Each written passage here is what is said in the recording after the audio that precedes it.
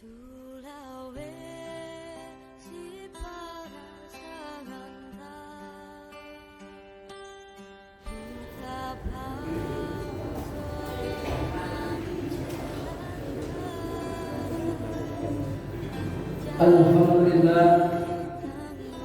Alhamdulillah Rabbil Alamin Hamdan na'imin hamdan syakirin Hamdan lima wa yukafi madilah Kama yanbaghi li jalali wal ikram Ashhadu an la ilaha illallah wahdahu la syarika lah Wa ashhadu anna sayyidana Muhammadan abduhu wa rasuluh Allahumma salli ala sayyidina Muhammad wa ala alihi wa sahabatihi ajma'in amma ba'd. Fa ya ibadallah usikum wa iyaya bi nafsi bi taqwallah faqad fazal muttaqun faqad faza fawzan 'azima. Qala Allah ta'ala fi kitabihil karim A'udzu billahi minasy syaithanir rajim Bismillahirrahmanirrahim. La in syakartum la azidannakum wa la in kafartum inna adzabi lasadid. Wa qala aidan wa in ta'uddu nikmatallahi la tusuha.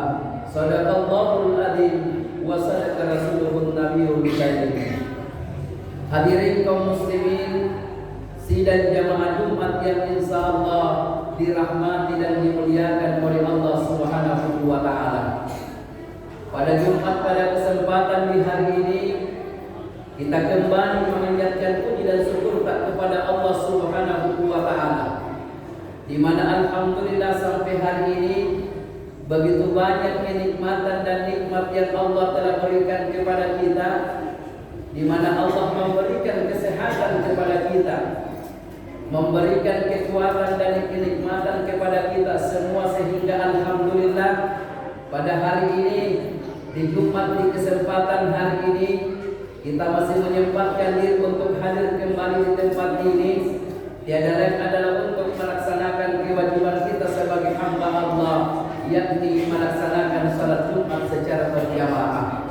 Mudah-mudahan segala amal ibadah, segala aktivitas yang kita lakukan, terlebih khusus ibadah salat Jumat yang kita laksanakan pada hari ini, mudah-mudahan mendapatkan ganjaran keridaan pahala yang bernilai ibadah di sisi Allah Subhanahu wa taala. Amin ya rabbal alamin.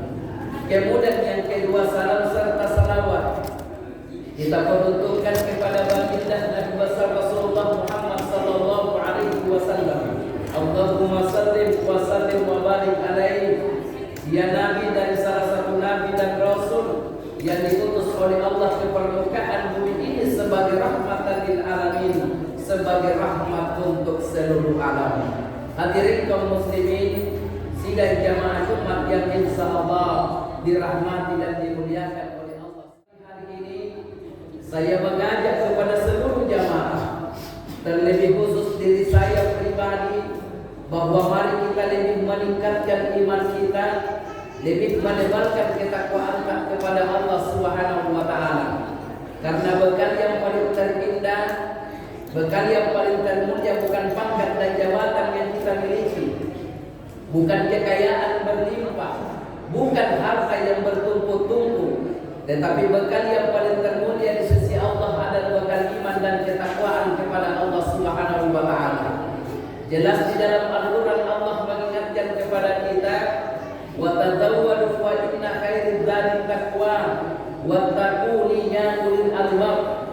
Sebaik-baik bekal yang paling mulia di sisi Allah bukan pangkat dan jabatan, bukan kekayaan yang berlimpah, bukan harta yang bertumpuk-tumpuk, tetapi bekal yang paling termulia di sisi Allah adalah bekal iman ketakwaan kepada Allah Subhanahu wa taala. Sekarang menjadi pelajaran dalam kehidupan kita. Banyak orang kaya tapi ternyata hidupnya tidak merasakan kebahagiaan. Banyak orang memiliki pangkat dan jabatan yang tinggi tapi hidupnya tidak merasakan kesenangan. Muncul pertanyaan dalam hati kita, apa sih yang menyebabkan sehingga kekayaan itu tidak mendatangkan kebahagiaan di dalam kehidupan kehidupan kita. Ketika kita kembali kepada rel agama kita, bahwa kekayaan itu bisa menjadi musuh dalam kehidupan kita. Ketika kita mengambil hak yang bukan berarti menjadi hak dalam kehidupan kita, maka di dalam kehidupan kita sebagai umat manusia, yakin dan percaya, mari kita tinggalkan segala hal-hal yang dapat mendatangkan kehancuran dalam kehidupan kita. Sekuasa-kuasanya Raja Fir'aun, sekaya-kayanya Raja Qarun, ternyata Raja Qarun juga ditenggelamkan oleh Allah hartanya. Raja Fir'aun juga ditenggelamkan oleh Allah di Laut Merah, karena ternyata pangkat dan jabatannya Pak Ibu menjadi musuh dalam kehidupannya. Harta yang dimiliki oleh Raja Qarun ternyata ditenggelamkan oleh Allah, karena ternyata kekayaan yang dia miliki, pertama dia mengambil karena bukan haknya, yaitu dengan jalan korupsi. Dia mengambil segala sesuatu dengan jalan mengambil hak yang bukan menjadi hak di dalam kehidupannya. Sehingga di dalam kehidupan kita sebagai umat manusia, mari kita melakukan hal-hal yang sesuai dengan tuntunan syariat di dalam agama kita. Mari kita mengambil sesuatu yang menjadi hak di dalam kehidupan kita, mengambil sesuatu yang menjadi hak dan kewajiban kita sebagai umat manusia. Karena pada intinya hadirin yang dimuliakan oleh Allah, segala apapun yang kita miliki di dalam kehidupan kita, baik pangkat dan jabatan kita, semua akan dipertanggungjawabkan di hadapan Allah Subhanahu wa Ta'ala.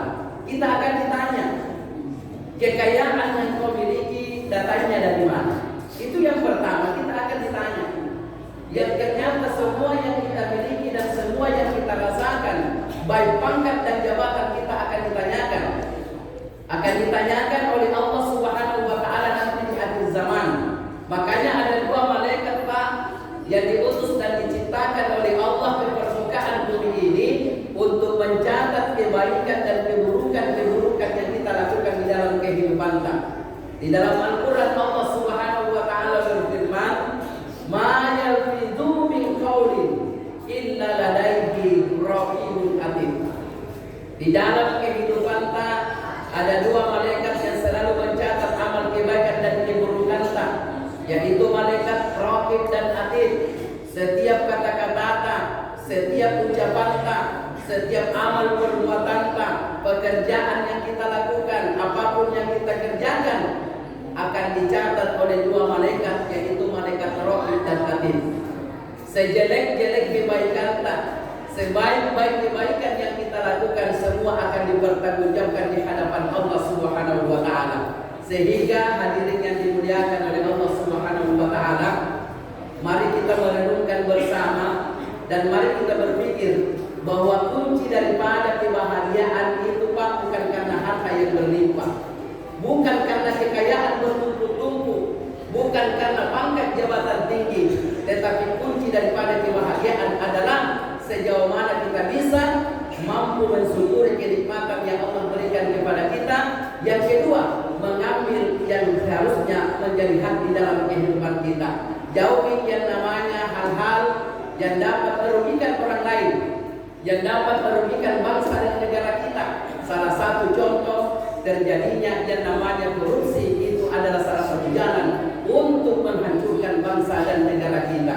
Sehingga hadirin yang dimuliakan oleh Allah Subhanahu wa Ta'ala, di dalam agama kita, semakin panjang umur kita, semakin banyak pula pertanggungjawaban yang harus dipertanggungjawabkan di hadapan Allah. Pangkat jabatan Pak, kekayaan tak akan dipertanggungjawabkan di hadapan Allah Subhanahu wa Ta'ala. Sehingga di dalam agama Allah Subhanahu wa Ta'ala mengingatkan kepada kita di dalam Al-Quran, "Zaharal fasadu fil barri wal bahri bima kasabat aydin nas liyudhikahum badal ladzi amilu la'allahum yarji'un." Telah tampak kerusakan di darat dan di laut. Pertanyaannya adalah, apa kira-kira yang menyebabkan terjadinya kehancuran di darat maupun yang terjadi di air? Di dalam Al-Quran Allah berfirman, penyebab terjadinya yang namanya kehancuran dan penderitaan adalah bima kasabat aydin nas, disebabkan karena ulah-ulah manusia itu sendiri.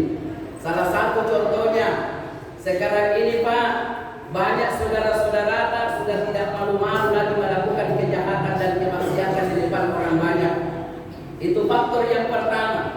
Yang kedua, mengajak saudara-saudara kita yang tidak malu-malu lagi mengambil hak yang bukan menjadi hak, sehingga yang terjadi adalah kehancuran dan penderitaan. Sehingga Allah berfirman, penyebabnya namanya kehancuran dan penderitaan itu disebabkan karena ulah manusia itu sendiri. Karena apabila ngeri, manusia tidak ingin mendengar apa-apa yang diajarkan di dalam agama. Tujuan Allah menurunkan bencana, tujuan Allah menghancurkan bukan berarti Allah benci dengan kita, tetapi Allah Subhanahu wa taala memberikan bencana, memberikan kehancuran bukan berarti Allah benci dengan kita, tetapi Allah berfirman, liuhikakum badalladzi amilu la'allakum yarji'un, supaya kita menyadari akan kesalahan-kesalahan yang pernah kita lakukan. Dulunya ada kesalahan yang kita lakukan, mengambil hak yang bukan menjadi hak kita, silahkan kita tinggalkan dengan adanya pembelajaran yang Allah berikan kepada kita. Dulunya kita sering korupsi, sekarang kita stop yang namanya korupsi. Insya Allah Allah Subhanahu wa taala akan senantiasa menitipkan keridaannya, memberikan keberkahannya kepada kita semua. Keberkahan apa di langit akan dibuka lebar-lebar oleh Allah, keberkahan apa yang ada di tanah akan dibuka lebar-lebar pula oleh Allah Subhanahu wa taala. Sehingga di Jumat yang penuh dengan kemuliaan ini, saya mengajak kepada seluruh jamaah bahwa mari kita senantiasa meningkatkan kualitas keimanan dan menebar keimanan kepada Allah Subhanahu wa taala. Intinya adalah bekal yang paling termulia bukan kekayaan, bukan pangkat dan jabatan, tetapi bekal yang paling termulia adalah bekal iman ketakwaan kepada Allah Subhanahu wa taala. Hadirin kaum muslimin, sidang jamaah Jumat yang dimuliakan oleh Allah Subhanahu